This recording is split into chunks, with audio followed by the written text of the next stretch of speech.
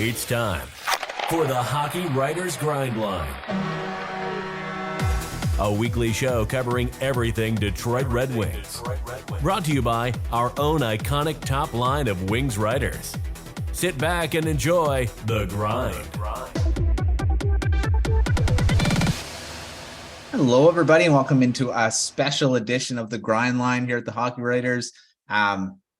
Well, you probably can guess why we're here. A big trade just went down as we're recording yesterday. Alex DeBrincat, finally, that trade is done. He's now a Red Wing, and that's been a rumored trade probably for the last week or so. But we're here to talk about it. So I'm joined by someone from the Senators. We got Dayton Reimer here. We got Devin Little. We got Delaney Rimer as well, different spellings, but there you go. First of all, thanks, Dayton, for coming on. How's it going? Oh, no problem. And it's going pretty well, thanks. Awesome. And Devin, Delaney, I know, Devin, I just saw you a couple days ago, but how's it going? Yeah. I just want to say shout out to Dayton for dressing the part for this video. There you go. And Delaney, how's it going?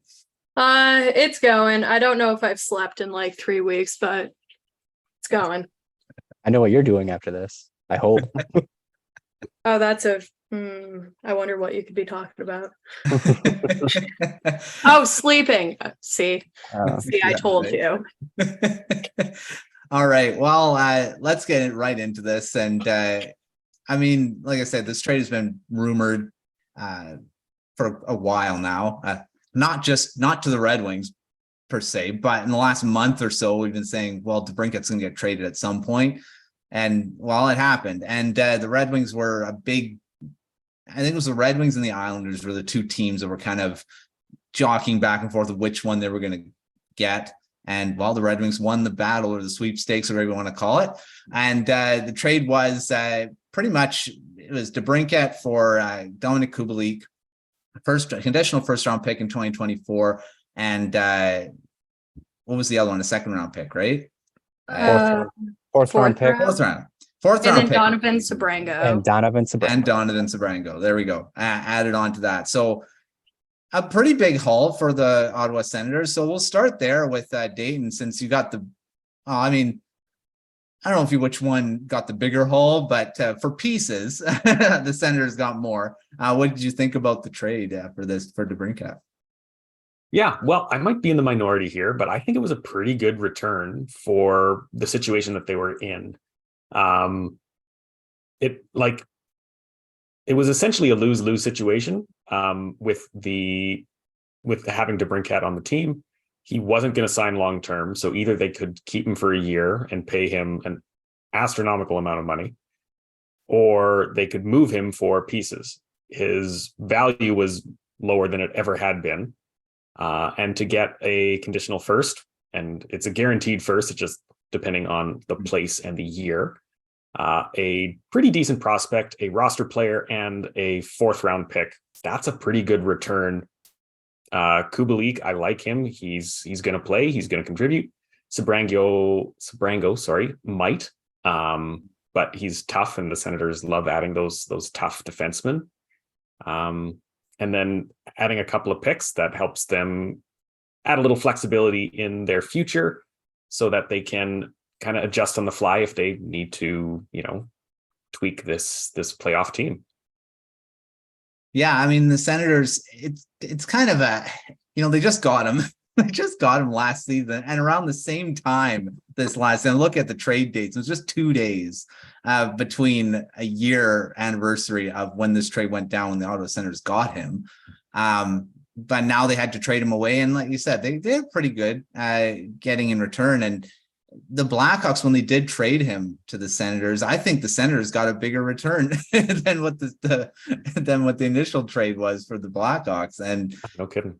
Yeah, so it ended up being pretty interesting on what they got back. And DeBrincat then signed a 4-year deal right after he got traded. So the Red Wings got him locked into a 4 years. Yzerman didn't want to go the 8. I mean, there was talk that DeBrincat wanted to go long term, but Yzerman didn't want to commit to that 8-year deal. So they split it in half and see what 4 years will do. So we'll see how that all plays out. But yeah, I do. Kubalik had a really good season for the Red Wings after signing as a free agent. And then and now he's on to another team, and we'll see what he does in Ottawa. So let's go to Devin. What did you think about this trade? Like I said, we talked about it potentially happening, but now that it's done, what did you think about the return that or the cost of what they had to give up to get DeBrincat? Well, I'll start with Kubalik. I'm pretty sure I've said it on previous episodes of Grindline where he kind of made sense to me as being a part of this deal. Because like DeBrincat, Kubalik's a goal scorer. I think just adding him, that will make up for some of the offense that Ottawa loses in giving up DeBrincat. Not all of it, don't get me wrong, but if we're just even going off of this season, you're trading a guy who had almost 30 goals for a guy who had 20 goals. Not bad, right? Sebrango, that one's kind of a tough loss because I do like the kid. Really good prospect, likable, has really good story, but just kind of got buried under, the Red Wings' just sheer mass of defensive prospects. He didn't really have a way forward. So, and also, much is made of the fact that DeBrincat is a Michigan kid.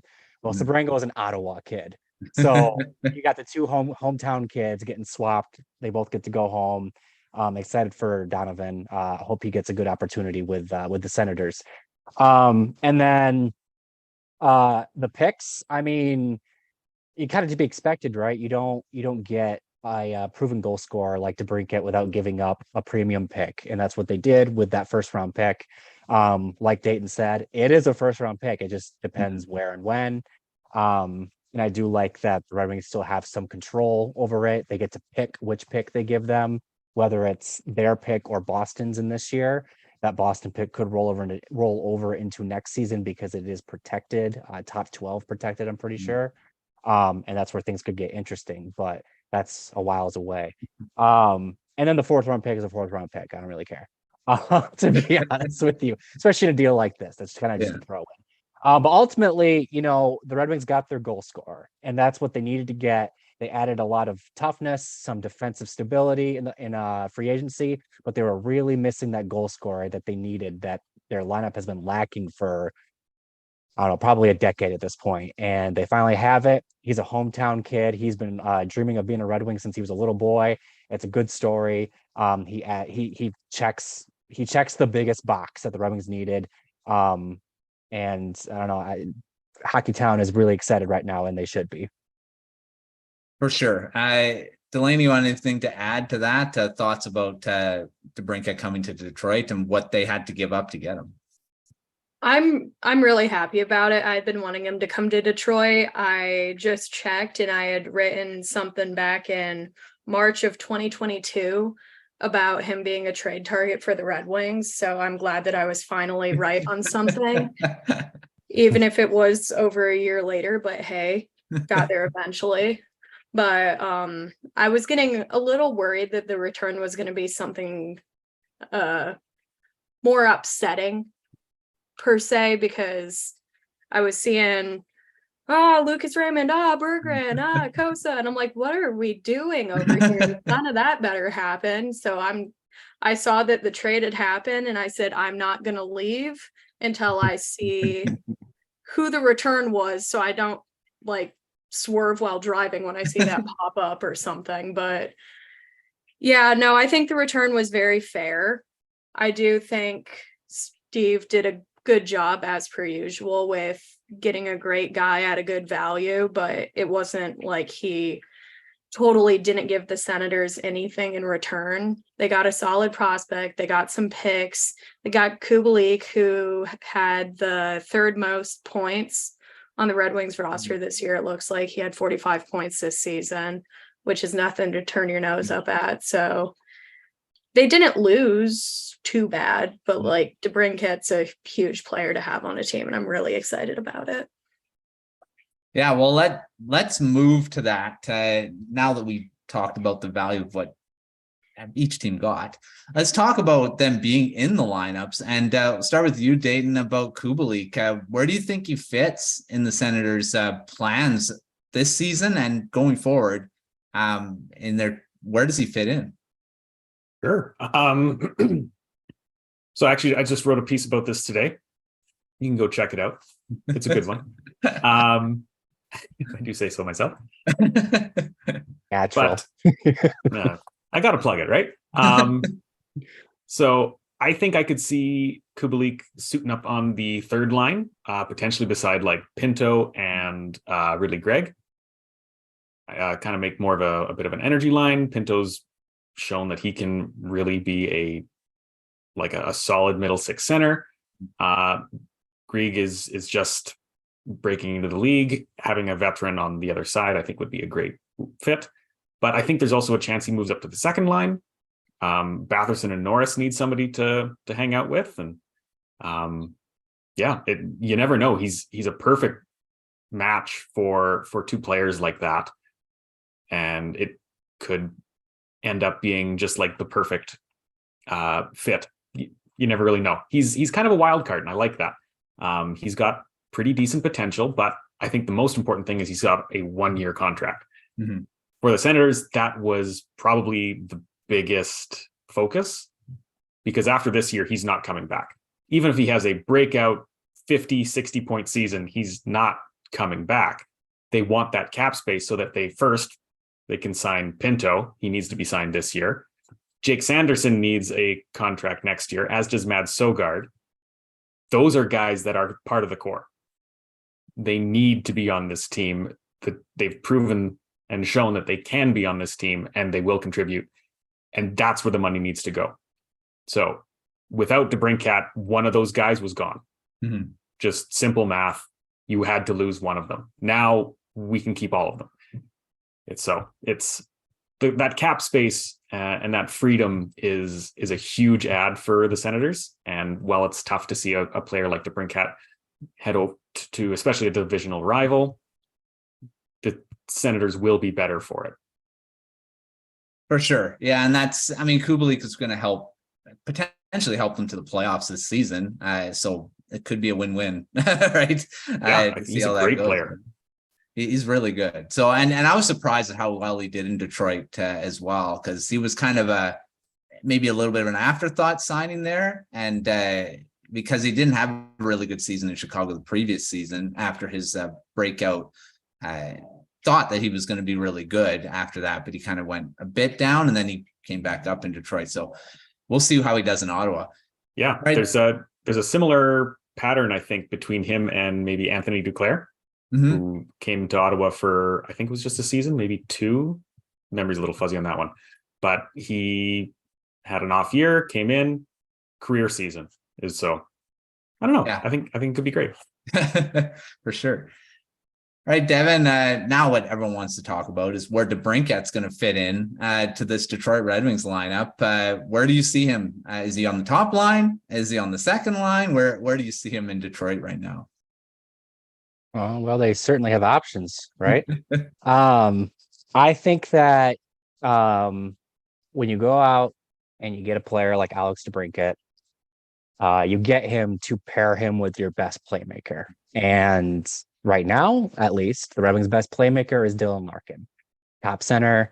It was Yzerman shared a little nugget that earlier in the offseason, DeBrincat and Larkin went golfing together, and apparently DeBrincat was talking about maybe going to Detroit at some point.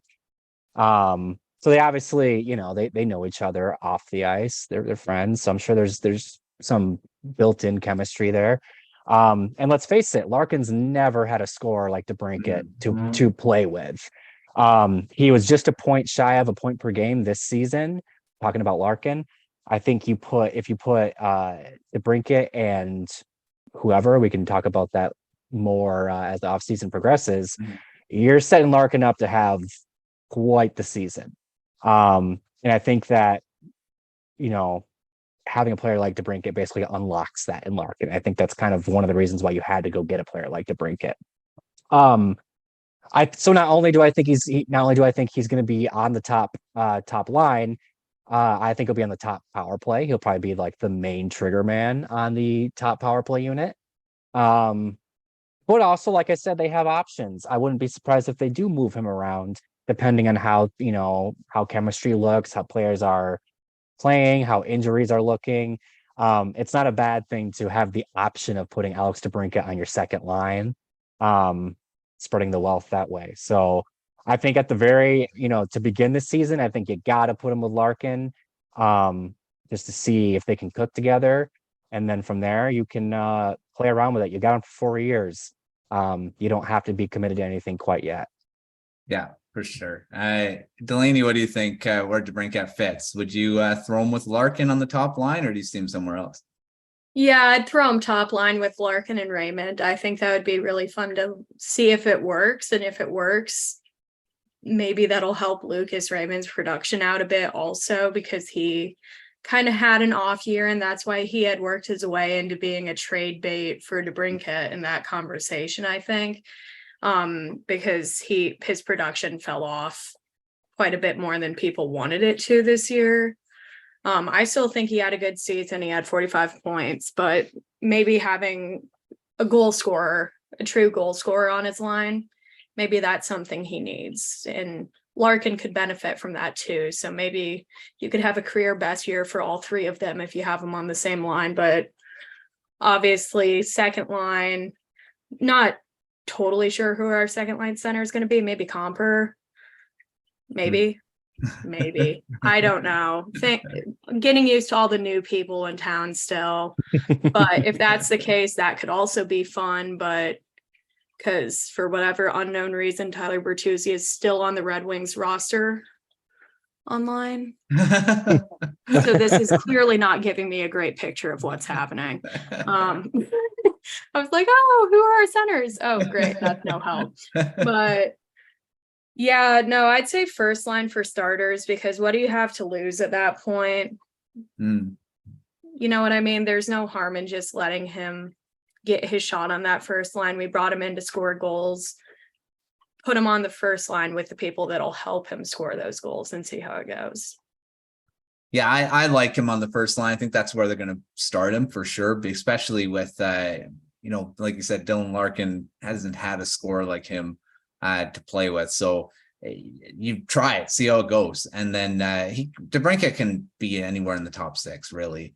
But I'd say he probably starts with Larkin, and he has had really good chemistry with Pat Kane in Chicago. So I don't know if there's not really a similar player that the Red Wings have. I'd say maybe Lucas Raymond is probably your closest, but plays really well with skilled players, and even in Ottawa with Dayton, right? He played with Tim Stützle. Was it Stützle he played with on the top line? Yeah, a little bit. I think he was more so with Batherson. Right. But yeah, I mean, 27 goals is nothing to take lightly. It's not what they wanted, but it's good. Not bad. Yeah. Only 27 goals. Like I'm sure some players would love to score 27 goals. I know, right? But when you score 40 in the past, that's what you're put your standard as, I guess. Yeah. And you spend the 7th overall pick to get him. Yeah, true. Yeah. So we'll see how it all, well, that's actually a good segue. Let's predict goals for both players, main players in this trade. Start with you, Delaney. Where do you see DeBrincat? How many goals do you think in points predict his totals at the end of next season or this season? I'd like to see him mid-30s for goals, because it looks like his career high was 41. Career low. Sorry, there's a child screaming outside. Not probably excited about DeBrincat. Yeah. Yeah, I don't blame him.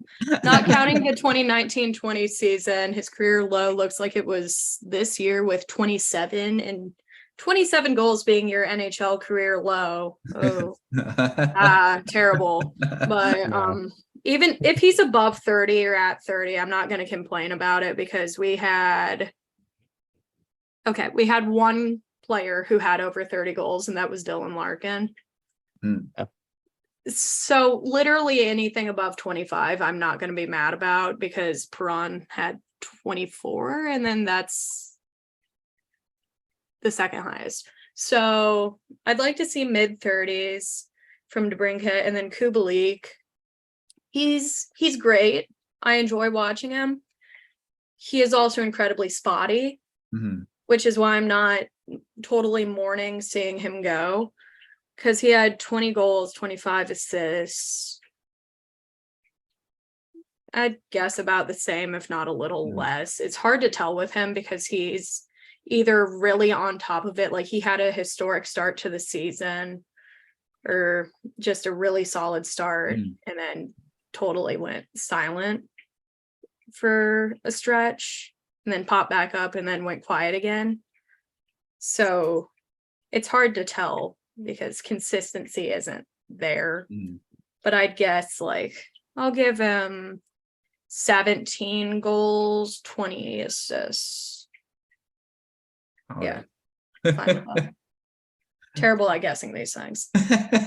Sounds good. Well, he's gonna have two centers that he'll probably either play with Norris or Stützle, so that's not bad. Yeah. For centers to play with, maybe. Or like you said, Dayton, you could play on the third line as well. So we'll see how that goes. So over to you, Dayton. What do you think? Predict DeBrincat's goals and points and Kubalik's.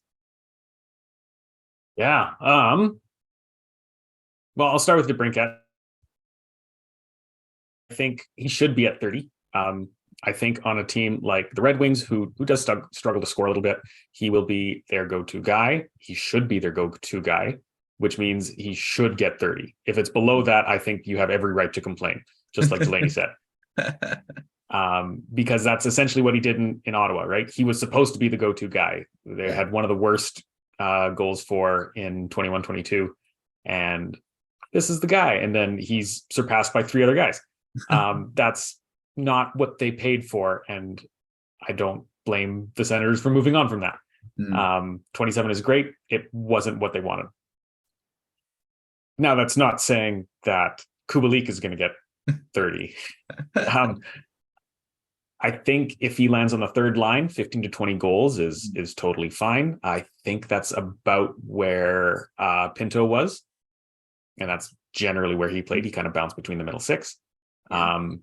20 goals should be more than fine on that pairing. If he ends up with Norris and Batherson, though, I think he could get closer to that 30. Not surpass it, but like 28, 29.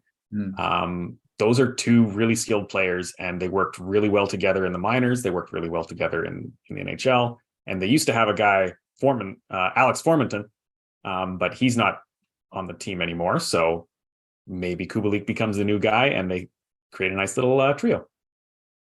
We'll see. It'll be interesting to see where he fits there too. All right, Devin, finishing up with you. Where do you see DeBrincat and Kubalik in points and goals here? Well, at this point, I feel pretty confident in saying that Kubalik's going to be a guy that kind of hovers around 20 goals pretty much throughout his career. Maybe can scratch 30 again under the right circumstances. I don't know if he's going to scratch it in his first year with Ottawa, assuming there are other years.